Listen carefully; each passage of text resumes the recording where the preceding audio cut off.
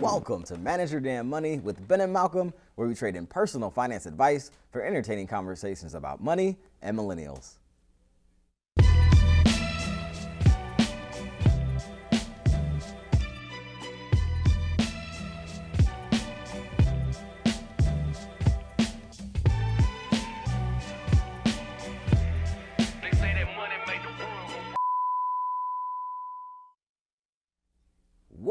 Welcome world to yet another episode of Manage Your Damn Money with Ben and Malcolm, where we have entertaining, comedic, and fun conversations about money. Malcolm, what is going on with you today, sir? Ben, my friend, I'm doing pretty good. I'm glad to hear. Would you like to know why? Why is that? Do you remember a while ago, not too long ago, in the recent past, we did an episode live here in this studio. I'm listening. With our friend Panama Jackson from VSB. You remember that episode? I do recall. Were you here for that? I can't remember. I was present. I feel like you might have been here for that. We had a live in-studio audience. Would you believe me if I told you that episode won us an award? I might. It just so happens, if you don't believe me, I have the award here to prove it. Oh, man. Zoom in on that. I want to make sure the people out there in TV land can see that. We've got proof. Those of you who are listening to the podcast, you missed it. That's unfortunate. But let me tell you what it says. Essentially, pick a camera? Pick a camera, sir. All the cameras. I want to make sure it doesn't glare because it's got a little bit of blingage to it. So anyway, that episode won us an award from the Alliance for Community Media. This show, MYDM, is now an award-winning TV show and podcast. I wish we had an applause track because I really need to celebrate and pat myself on the back. You can do the same. That is the reason that I'm feeling good today. Excuse me, I'm just writing down award-winning in front of everything where it says Manage Your Damn Money. You gonna make the edits during the break? Everything's gonna be now the award-winning show, Manage Your Damn Money. That is a big deal. Who would have thunk it? Man, these are the things dreams are made of. We have our first piece of hardware, as I guess they call it in the sports world. I kind of feel like the Patriots a little bit. I got a ways to go to feel like the Patriots. Okay, well maybe you can feel like the Eagles, or maybe the Toronto Raptors. Just okay, like I'm here visiting. There you go. Only for one season, but I'm still excited to be here. But that's a really big accomplishment. Thank you to all of our listeners and watchers. You are the reason, in part, that we're able to get this great award. The people that watch this show and support this show. Also, our partners here at Montgomery Community Media. Absolutely, huge shout out to them, specifically Gaynell and the whole team here who support the show. So big ups to the whole team for our first award win, and hopefully many more to come. First of many, I hope. Man, indeed. Well, in this episode of Manage Your Damn Money, we are covering a very interesting, maybe hilarious, maybe soapboxy topic, things we can't stand about the personal finance industry. This was a topic that we're going to share how we got there and why we're doing it. But before we get into that, as we always do, it is now time for headlines. Equifax forced to pay $4 per person in a data breach. This was a July 2019 piece on fastcompany.com by Michael, whose last name I actually forgot to put in the script. Sorry, Michael. Almost 2 years after credit reporting agency Equifax suffered a major data breach affecting more than 143 million people, the company has now settled with the U.S. regulators. As part of the settlement, Equifax will pay at least $575 million and potentially up to $700 million in fines and restitution. The settlement is the largest ever agreed for data breach violations, reports CNBC. And I said restitution because I feel like Shannon Sharp. I watch his show every morning, and I think he says restitution. He says a lot of words he has no business saying. Indeed. But Malcolm, do you remember this story about Equifax? Of course I remember this story. What do you remember about it? That was a long time ago. We were still in the basement. We weren't the award-winning Manage Your Damn Money. Was it back then? Show and podcast that we are today.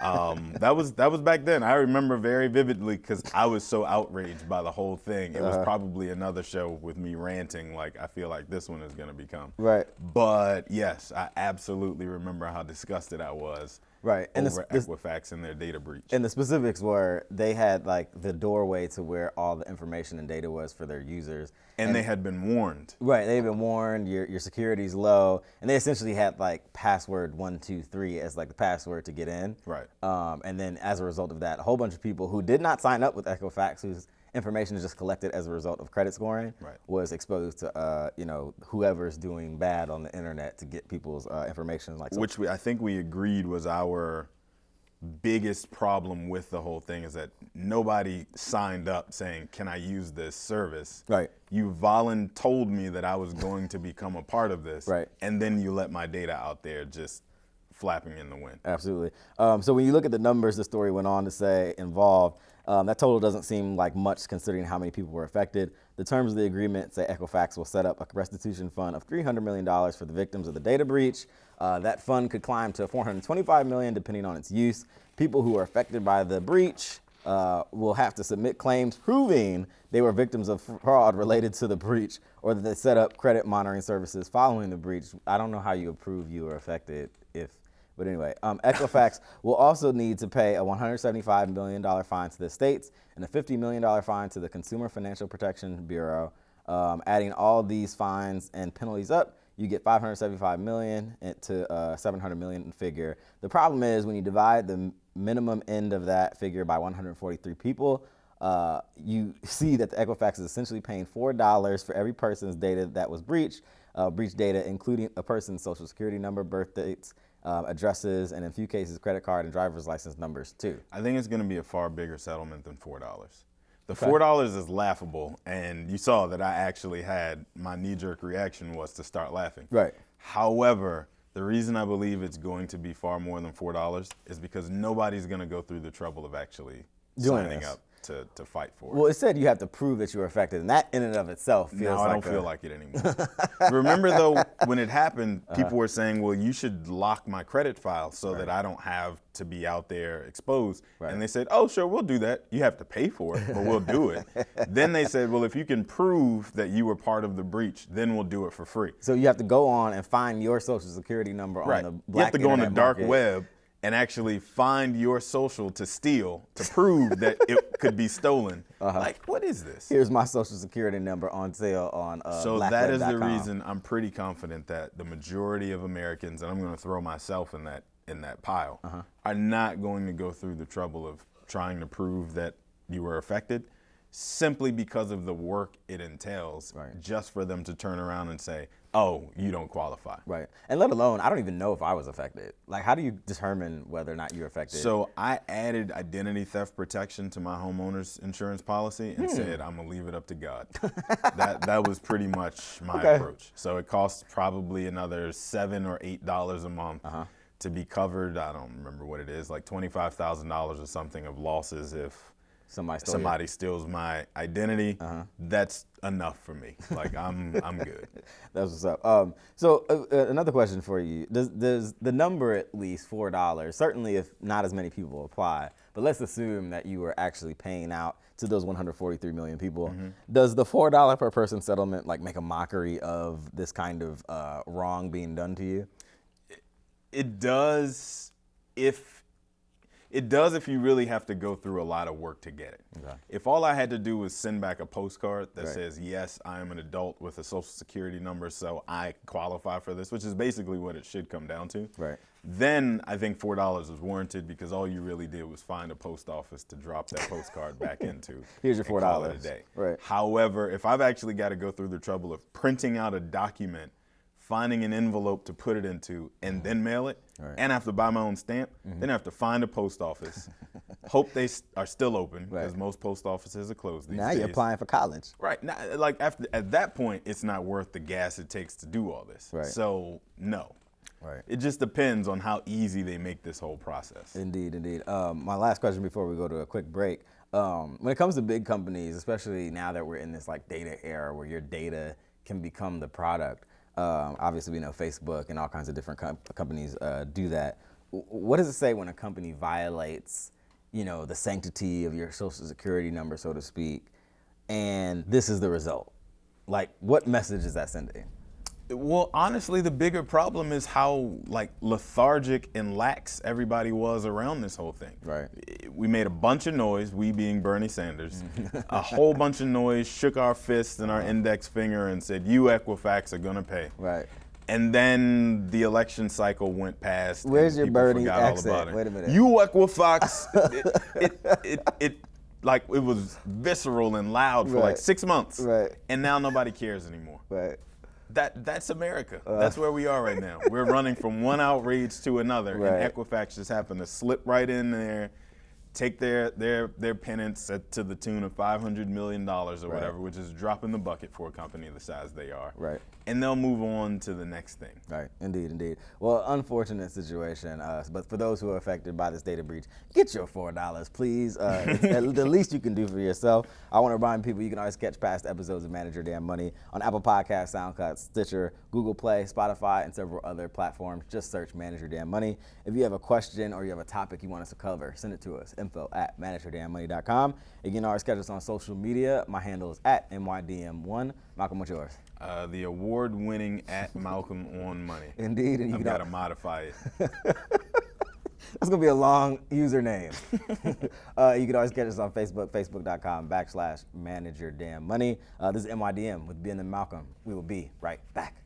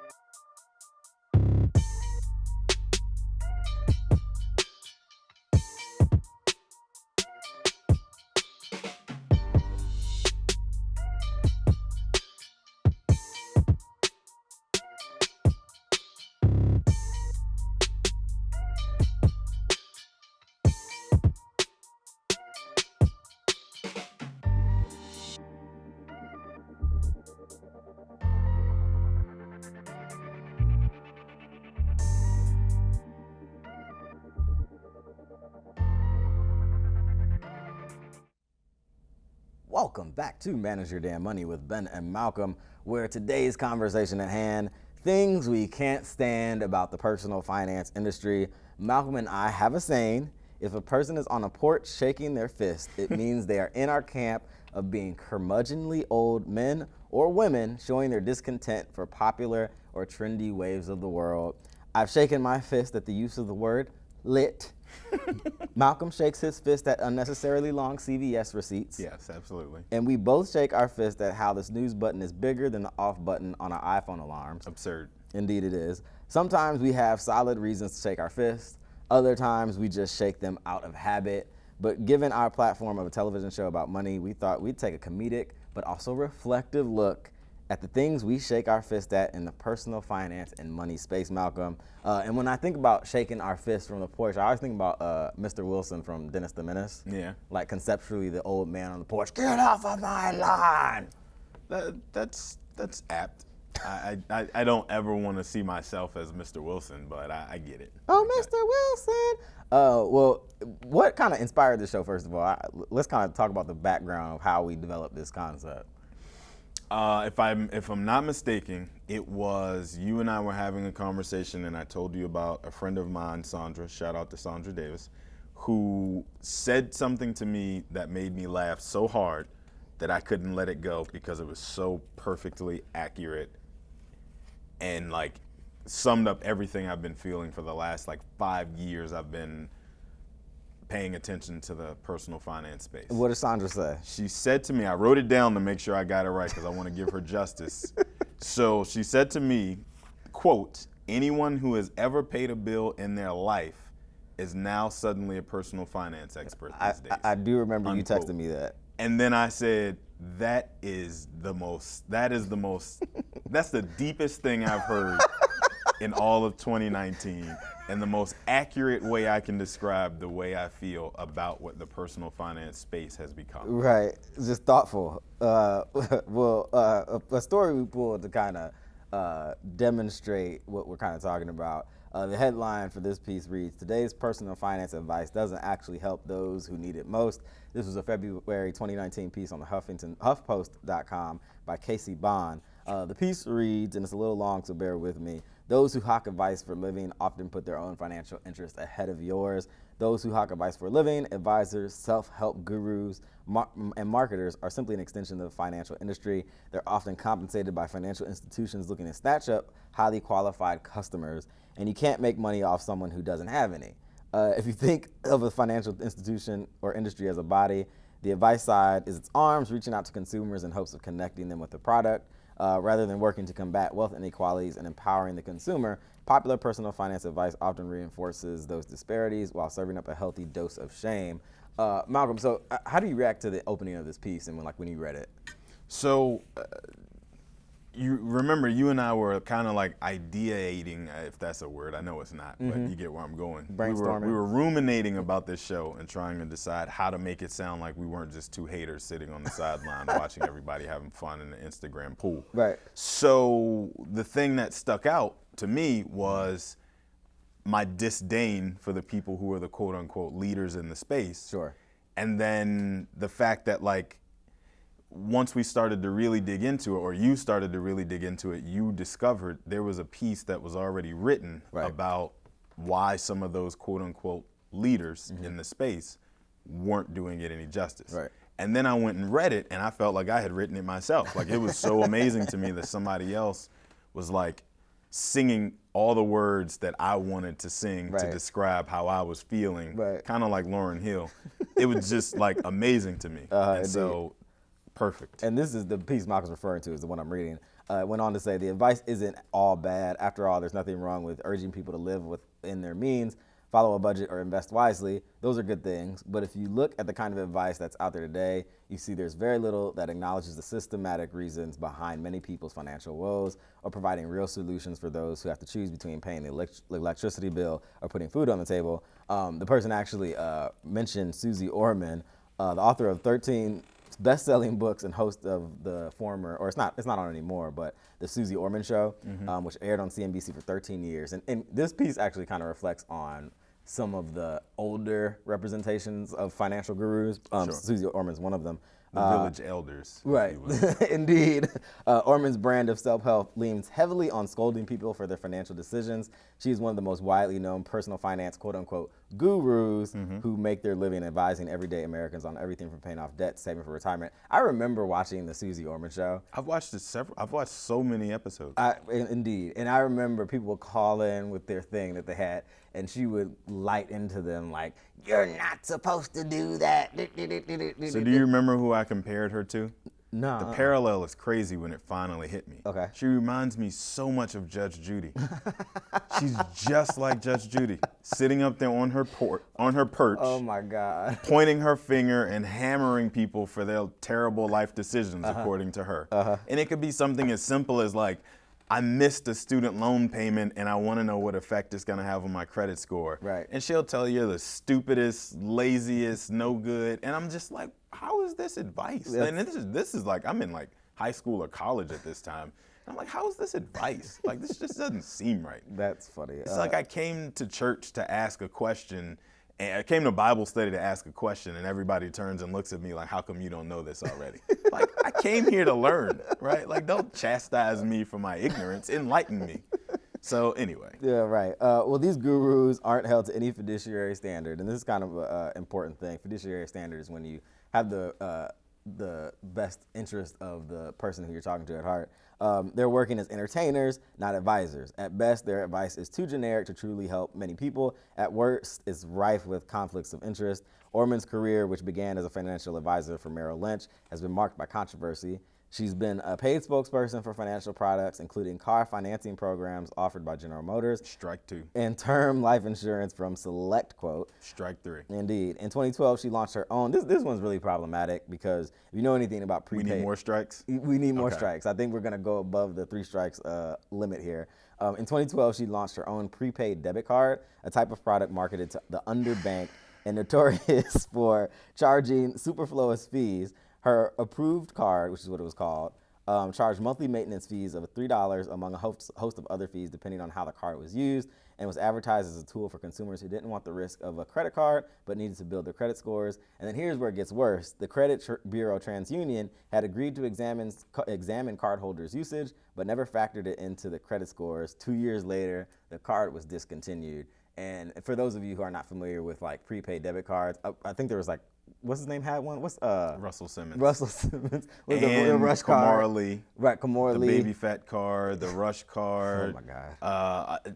It's so many of them, and they're predatory. Yeah. And you know how you know they're predatory? They show the commercials for them on BET at 3 a.m. That tells you everything you need to know about how credible this card is, when the only time that you can afford to advertise it to the people is at 3 a.m. on a network like BET. Along with Uncut. Anyway. I'm moving past that one. So yeah, and then the specifics of the prepaid debit cards and whatnot, there are a lot of fees that are charged on those for people who don't necessarily have access to traditional banks. Right. With that, you get a 25-cent withdrawal fee for taking out money. Or more, yes. Yeah, or more. Transaction fees, $10 ATM fees. Right. And you didn't direct deposit enough money on it this month fee. Right. All kind of. So the thing you said at the top of this segment, I think is worth repeating for that specific part right there where we got to strike 4. And I know you happen to be a baseball fan, so I'm going to ask you, have you ever seen a baseball game where somebody fouled out and still had the audacity to flip the bat afterwards? That's what I feel like we just got to with Susie Orman on that one. Anyway, so the quote I was getting to, though, was the fact that you can't make any money off people who don't have any. That is absolutely fundamentally untrue, proven by the Rush card and the ones like it we just outlined. Indeed. Continuamos, por favor. Indeed. The rest of the story went on to talk about Dave Ramsey. He's another popular radio personality with several best-selling books to his name. He's credited with helping millions of people get out of debt. Ramsey's advice is heavily based on Christian principles and is delivered in a style best described as Dr. Phil meets Southern Preacher. In addition to promoting his for-profit money management course, Financial Peace University, Ramsey's website also heavily endorses several companies, many of which have nothing to do with financial services. In fact, one is a mattress maker, apparently, at least when this was written. Visitors can also enter their contact information and be connected with endorsed local providers, or ELPs, who provide investment advice that matches Dave Ramsey's investment philosophy. So Malcolm, those are two. Dave Ramsey and Susie Orman are like, when you think of financial gurus, that's literally who you think of. Primarily, they own the space. They own the space. And they spoke primarily to our parents and maybe just below our parents, just in terms of who they were speaking to when they were hot and heavy in the industry. Sure. Dave Ramsey's is still kind of present. I feel like Susie Orman's kind of faded. Ramsey actually made a smart move that I noticed, I don't remember how long ago, but he started recruiting younger folks to speak on behalf of Ramsey Solutions on his circuit.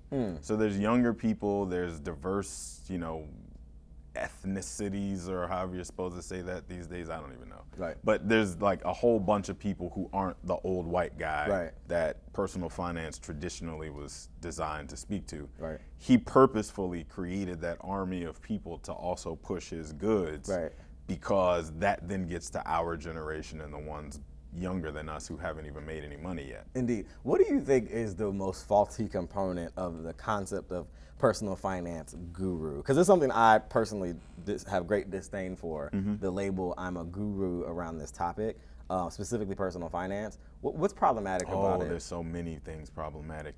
The one biggest overarching thing that I will say is I personally, as a practitioner in this space, let me back up for a second, full disclosure. I don't want anybody to think this is sour grapes and me boo-hooing because these people have built these media empires and I am somehow jealous and wish that I had created the same. But we're on the way. I am in this business because I genuinely believe in the need for financial literacy and want to educate as many people as I possibly can to do it the right way. Absolutely.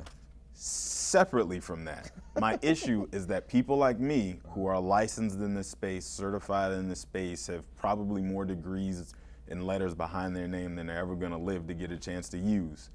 We have to report things like financials every year to our clients, and anybody who wants to see it online, we have to report anytime we get in trouble for a misstatement, a misstep, any of that kind of stuff. Maybe a client sues you or anything like that. This is all public data online. Then anybody who signs up as a client, I have to also disclose to them the financials of my firm, the financials of myself, how we charge for our advice, the things we get paid for outside of advising people on this. Those people you're referring to have none of those obstacles to climb. That is a problem for me.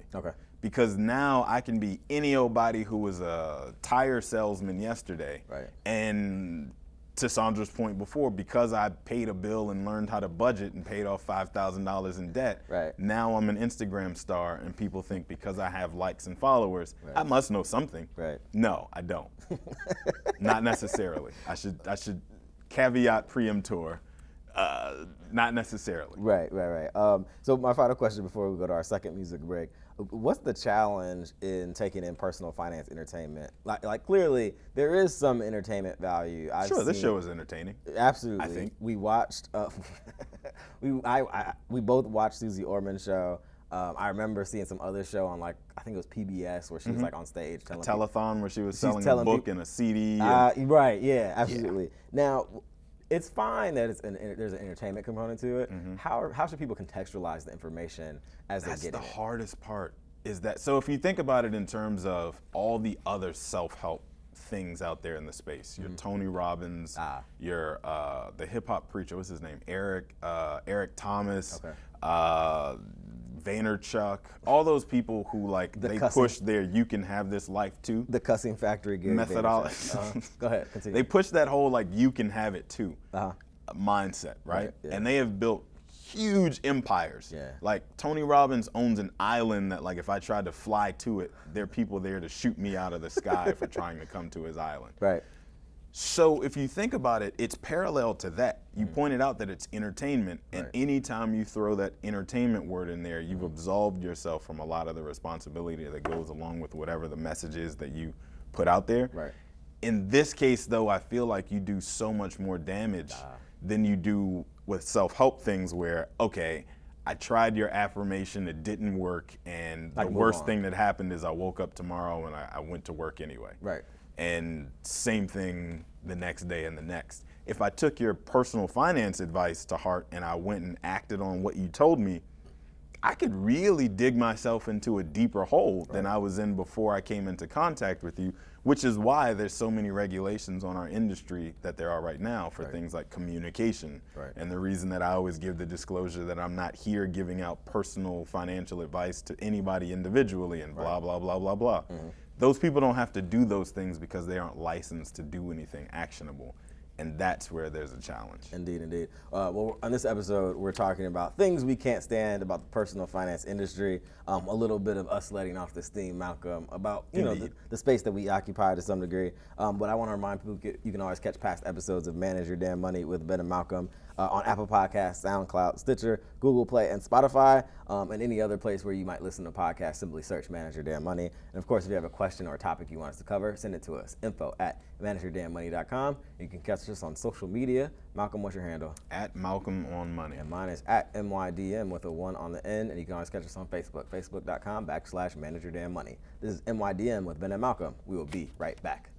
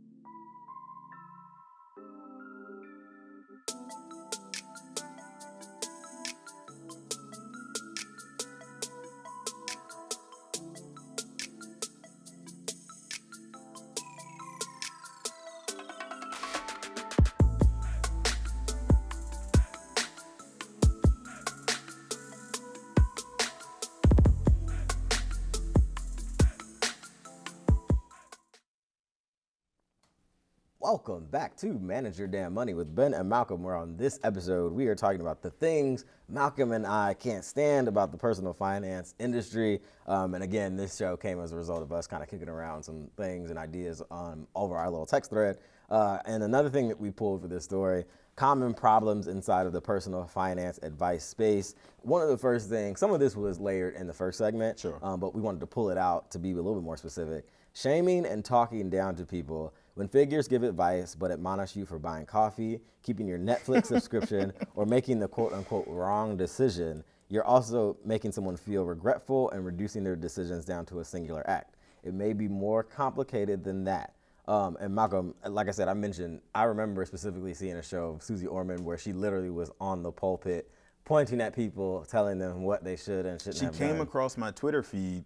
I follow CNBC. I don't follow her. Okay.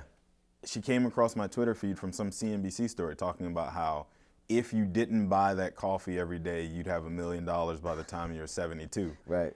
First of all, I'm not trying to wait until I'm 72 to have $1 million, because by the time I get to 72, the way money works, right, it's going to be worth what like $400,000 is worth today. Indeed. So I'll still be in trouble. Right. Second of all, that coffee is not going to make the difference between me being able to retire and not.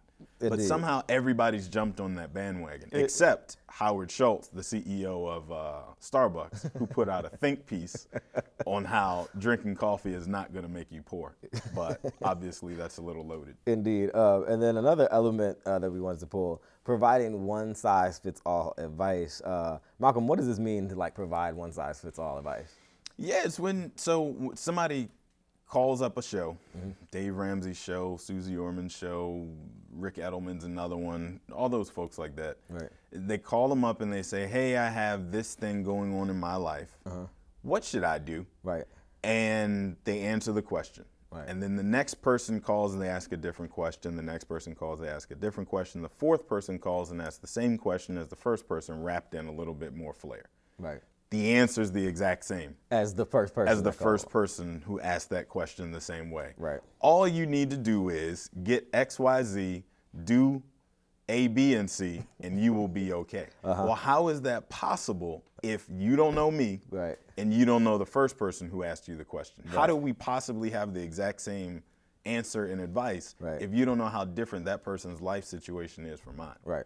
That is where I mean that one-size-fits-all advice it does more damage than it does good in most cases. Right, indeed. And another item, selling products supposed to solve all your problems. There are many versions of this, primarily life insurance, affiliate referral marketing programs, and pushing products that you're in bed with, Malcolm. And that's an example like when you just mentioned off camera that Dave Ramsey, you feel always has a product or some kind of pitch at the end of his advice. Right. It's kind of like, so I'm going to be a bit of a hypocrite for a second because I lauded Steve Jobs for this when it happened, and now I'm about to criticize somebody else for it. Okay. But did you ever realize that before the invention of the iPhone, your life was just fine?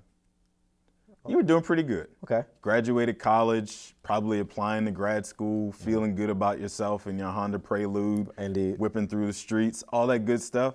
All of a sudden, the iPhone shows up. But before the iPhone shows up, what happened? Steve Jobs got on stage, convinced you that your life wasn't right because you couldn't email, text, and make phone calls from the same apparatus. Right. So in his right hand, he's describing the problem.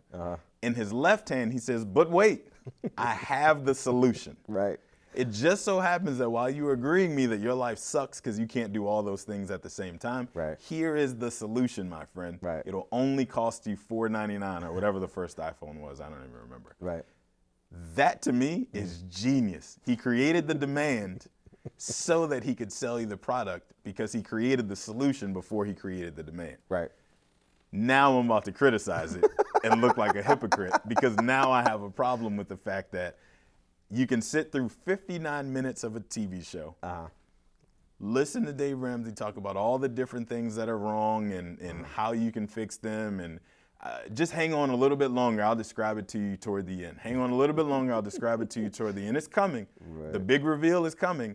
And then when you finally get to the big reveal after waiting 59 minutes, for him to tell you what the solution is, it's some book or CD or some kind of plan or some subscription service or something that you can sign up for that's going to make all those problems go away. Indeed, indeed. You could have told me that in the opening credits then. And you could have made your decision there. And I want to also make it clear that we know that Susie Orman and Dave Ramsey in particular are easy targets. Yes, absolutely. But they are living in America too, Malcolm, and they have to earn a living. And Sure. So how do we balance or how do they balance, and even we, because we are somewhere lumped in this space, balance making a profit? I don't make Susie Orman or Dave Ramsey money, so you can put yourself in that bucket. This is our first award, okay? Let's not get carried away. But how do we balance making a profit versus dispensing good, solid, credible information? I think it's you as the practitioner have to genuinely care about the end result of what you're dealing out. Right. So you can't turn your back on the people who got you where you are, I guess is the way to say it. So where we were talking about that debit card situation, for example, if you were to say to me, if you were to come to me and say, hey, Malcolm, I have a great idea for you. It's called the MYDM debit advance card, where people can basically take out $2,000 in advance of getting their tax return for the year, and it's going to be great. We want you to co-brand it and push it and blah, blah, blah. Right. I would walk away from that conversation because I already saw Russell Simmons do it, and I know it's terrible because it comes on BET at 3 a.m. So I personally have made a conscious decision that I'm not going to align myself with something like that to lead people down a bad road. Right. That is your responsibility as the practitioner, the person who's saying, or just say, let me figure out a way to make it work so that it's not predatory and doesn't hurt anybody in the end. Indeed. And the final item that we pulled, also non-finance professionals pushing financial products, and specifically that would be, for example, those selling life insurance without a fiduciary or SEC registering obligation. So hang on a second. You mentioned fiduciary before, and I want to make sure that I make this clear because I do get that question every once in a while. Right. So the difference between a fiduciary and anybody who's not a fiduciary, it's going to sound crazy when I say this to you, but I promise you it's a real thing. A fiduciary is a person who has an obligation to act on their client's behalf in their client's best interest ahead of their own. Right. Sounds very simple and something you would assume is like the bedrock of the industry. Right. Not so. Right. The industry has what's called a suitability standard, which basically just says, is the person you are recommending this product or solution to, is this suitable for that person's lifestyle? Which sounds like a lower threshold. It's a much lower threshold because if I was ever, so our office is audited by the SEC annually. It's kind of like a thing you know is going to come for compliance reasons. Right. They will look at your books and your notes and everything else to make sure that the things you recommended your client did and they took your advice were in the client's best interest and not in yours, irrespective of whatever it paid you. Right. That is not the case from a suitability standard. It's just, did this person have a social? Could he afford it? And did he sign for it? Right. It was suitable. It was suitable. That's it. Indeed. And so those two things are drastically different, but I don't think the consumer really knows enough yet about the difference. And if people have questions about the people who they're talking to about these products and whether or not they are like licensed, why don't you give me some of the websites or places where registered, those who are responsible for that highest level of responsibility. I thought you were going to say registered offenders. No, I was not, sir. You just So, first of all, the lowest, very lowest bar. Go to LinkedIn. Indeed. See what this person's educational background is. Right. That tells you a lot right there. Like, does this person actually have a degree in something adjacent to the thing that they're doing? Right. That usually will tell you half of what you need to know. Right. But separately from that, there's a website called brokercheck.com. Right. Spelled phonetically. Right. That actually you can put in the name of the person you're wanting to look up. It'll tell you if that person's ever had an infraction in the past, if they've ever filed for bankruptcy, if they've got like a tax lien against them, all kind of stuff. That you would want to know if you are taking advice from this person or these people. Just to make sure that, obviously you can't guarantee that nobody will do you any harm, but you at least took that extra step of doing your due diligence. Right. And the final segment for this show, personal finance advice millennials should avoid. We have arrived, Malcolm, at an important moment here on Manage Your Damn Money. No, I'm not talking about our award win. It's a moment, Malcolm, that's you, sir, have been waiting for to explain your disdain for the personal finance Instagram influencer. Among many things millennials should avoid in the personal finance space is the famed personal finance social media influencer. Excuse me, folks, as I lift and move over to Malcolm the soapbox. Because this is his time. So my problem, it's so funny how you loaded that, because you already know how I like. You could ask me a question about like McDonald's cheeseburgers, and I would figure out a way to throw in there how much I hate Instagram financial advice. Right. But it isn't even financial advice a lot of times when you peel back the surface. Okay. It's things where somebody will put a nice, pretty little quote that says like, $1 saved is $1 earned. Well, my mom told me that at 4. So like, did I pay you for this? I hope not. Right. Or it'll say something like, make your budget. Why does that person have a following of 100,000, 200,000, 500,000 people who are like retweeting and like, oh my God, this is so genius. Right, yeah. I'm gonna use this myself. Right. What in the world is wrong with America? Where you and I combined don't reach that many people with this level of information and advice. And the person who simply sends up a post that says like, budgeting is easy, it's as easy as 1, 2, 3. And people are like, oh my God, mind blown. Bars. Like, oh my God, I can't believe it. That bothers me. And my real issue is not even so much that I'm a hater. Can you tell he's on a soapbox, ladies and gentlemen? Continue. I look a little taller. You're a little bit. It's not even the fact that like, it probably sounds like sour grapes and it probably sounds like a hater. Right. And that's fine if you want to like turn it off now and stop listening and dismiss me. But I promise you, my real issue is that people like that flood the space and crowd out people who are giving legitimate advice and have something meaningful to say. Right. So you didn't get a chance to learn what you needed to learn because you were busy following the people who didn't really have anything to say. Right. And then ultimately what happens is at 50, that person's calling me up saying, hey man, remember me from elementary school? I have a question.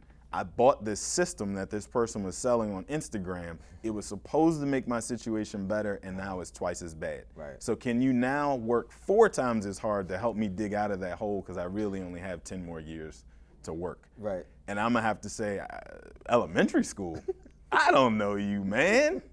So you do yourself a favor and just, do a little bit of due diligence, a little bit of legwork. I had a list of the problems with social media money influencers, but I feel Big like Pun quotes superseded that list. Indeed. And real quick, I'll just go through it just because it's here. And this is a little bit more of less of a hater and kind of getting onto the like actual specifics. Often, a lot of times, not all the time, but a lot of times the people who we're referring to who are dispensing financial advice on social media and have positions as social media quote unquote influencers don't necessarily have the credentials needed. As you said, they might have paid off some amount of debt and that's their claim to fame. And there are credentialing schools out there that'll teach you how to conduct a boot camp or conduct financial counseling and all those other things. And there are those people who are social media influencers who do have those kinds of credentials as well. So it's kind of like a hybrid. So you just got to make sure you know what their credentials are. And then often, sometimes, as Malcolm described, the advice or the stuff that's posted is basic, surface level, and might barely qualify as advice. And then a lot of times the things that we don't really care for is personal finance is dumbed down to a tweet or IG post, when really it's a much more nuanced conversation than that. And then also an over-reliance on mantras, and as we've discussed, Malcolm, feel-good encouragement as opposed to concrete, usable information, which, I won't go into detail, but when people are making you feel good but not giving you any information you can use. Influencers can be great reminders and great encouragement, but are not wholesale financial Sherpas. So people gotta, keep in mind that, the gurus, Sherpas, what else you got? I like the word Sherpa. I'm proud of myself for coming up with that. And you cannot take information or suggestions at face value. You gotta consider who is compensating this person, and for why are they compensating them for their commentary on a product or for a strategy in one way or another. And then this kind of, for me, begs the question, Malcolm, what's the way forward for Manage Your Damn Money when it comes to managing our future when it comes to our audience. Like, I imagine, as you mentioned, that MYDM card, somebody could be like, hey, we want to pay y'all to co-brand a prepaid card. How do, what's ahead of it for us? We'll save that for our next production meeting. But I will say, I would throw out there, Ben's got 3 kids that he has to feed, clothe, put shoes on, and eventually send to college. So I won't knock your hustle. If you want to create the MYDM rush card and be on BET with a shiny suit on at 3 a.m., I won't stand in your way. That's hilarious. I just won't stand for it. Indeed. And I'll say this too. For what we conceived of as this show, we think of it as more like a media component rather than it's edutainment. Indeed, edutainment. And so in that way, and then to the extent that we ever do have any kind of advertisements, a link to what we do, it would always be clearly delineated. Aside from your book.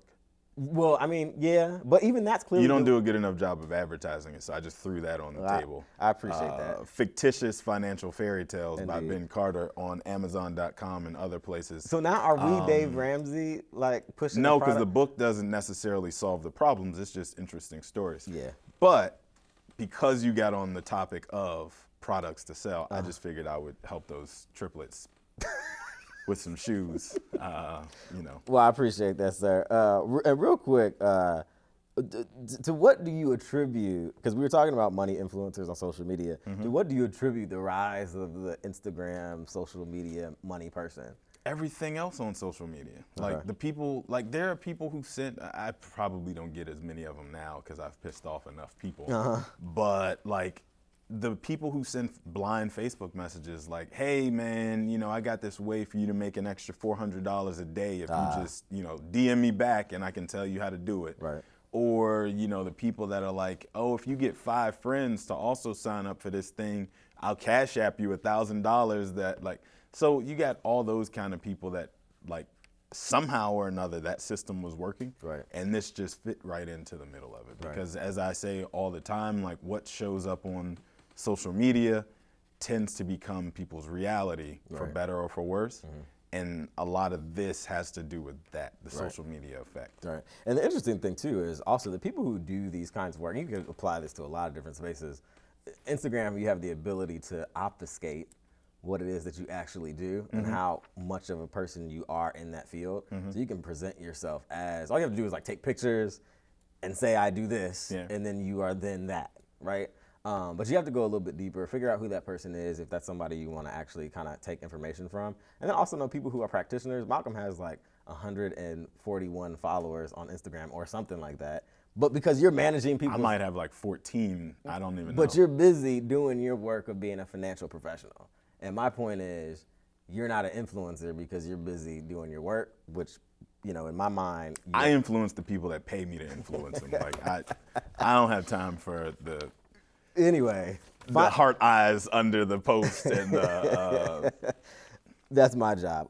So the last question that I have for you, Malcolm, and really is to our audience: do we sound like grumpy old men? Oh, of course we do. If we do, please send us an email. We probably sound like haters because we don't have Kylie Jenner followers and that nothing more. Indeed. Well, send us an email. Let us know if we sound like haters or grumpy old men.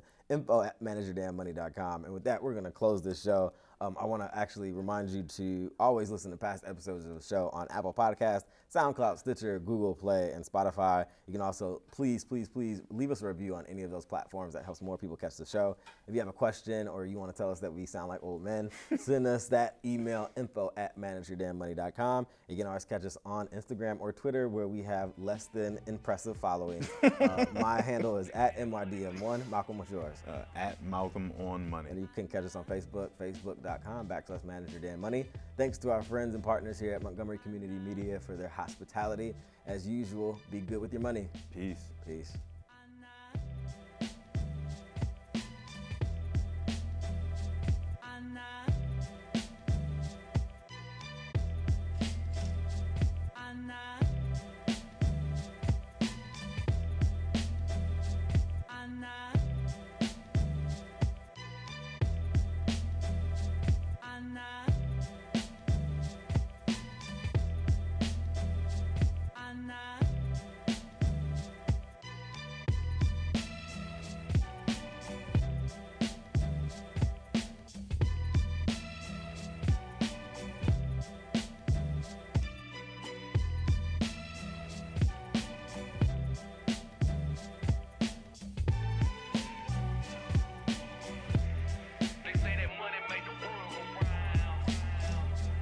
nah.